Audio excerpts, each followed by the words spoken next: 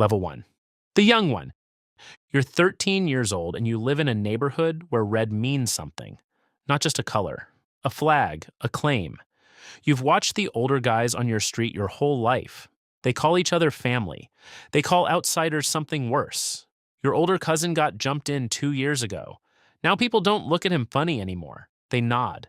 They step aside. You start hanging around the block after school. Nobody invites you.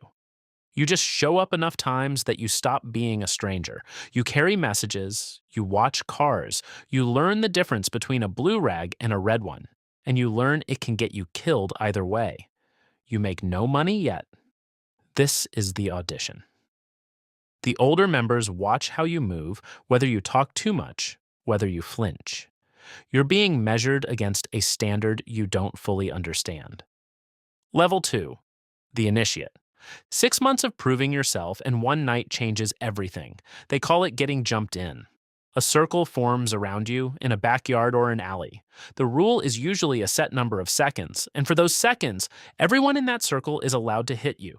You don't fight back, you don't run. You take it, and when it's over, hands pull you up off the ground instead of finishing the job. That's the point. The violence is the initiation, but the hands that lift you afterward are the message. You belong now.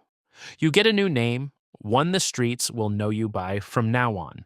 Blood in, blood out becomes more than a phrase. It becomes the only rule that actually matters. Level 3.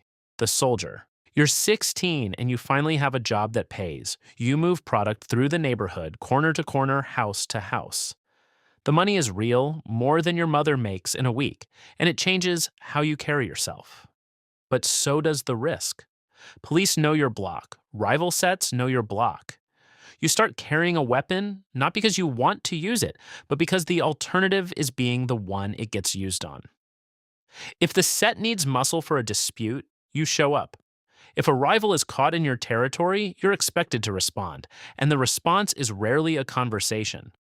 Before we go further, if you're finding this as interesting as I think you are, go ahead and subscribe and turn on notifications. This channel breaks down what life actually looks like inside the world's most secretive organizations, and you don't want to miss what's coming in the next one. Level 4. The shot caller. You're in your early 20s now, and years of loyalty have earned you authority. You're not running errands anymore. Younger members answer to you. You settle disputes before they turn into funerals. You decide who gets disciplined and how. Sometimes that's a conversation. Sometimes it's a beating meant to be seen by everyone else on the block, a lesson dressed up as punishment. You're making real money now, enough for a car, enough to help your family, but you're also a name in a police file. You've been arrested more than once. You've learned that silence is currency inside these walls, and that talking to the wrong person can cost you everything, including your life. Level 5, the original gangster.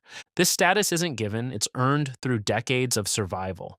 You've outlived most of the people you came up with. Some are dead. Most are in prison serving sentences that will outlast their lifetimes. You're different.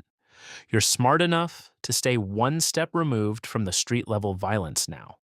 Younger members look to you the way soldiers look to a general. Your word carries weight in disputes between sets, and larger organizations, even rival ones, sometimes respect the informal truces you help broker. You've become less a soldier and more an institution, a walking piece of the gang's history. Level 6. The incarcerated leader. Eventually, the system catches up, and for many, prison isn't the end of influence. It's a different kind of headquarters. Behind bars, hierarchy doesn't disappear, it intensifies. Established members organize cell blocks, settle conflicts, and maintain communication with the outside through visits, coded letters, and other members cycling in and out of the system.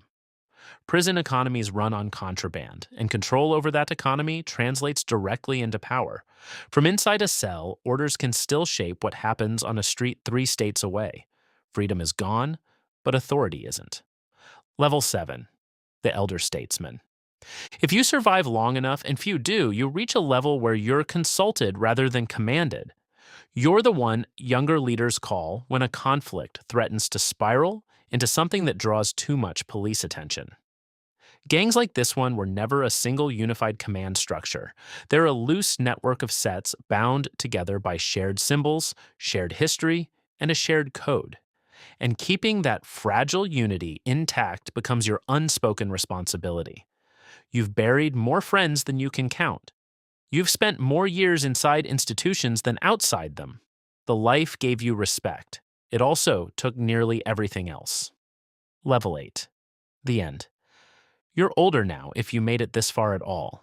The neighborhood has changed. The corner you started on as a kid looks almost the same, except now there's a new kid standing there, watching the older guys the way you once did, learning the same lessons you learned the hard way.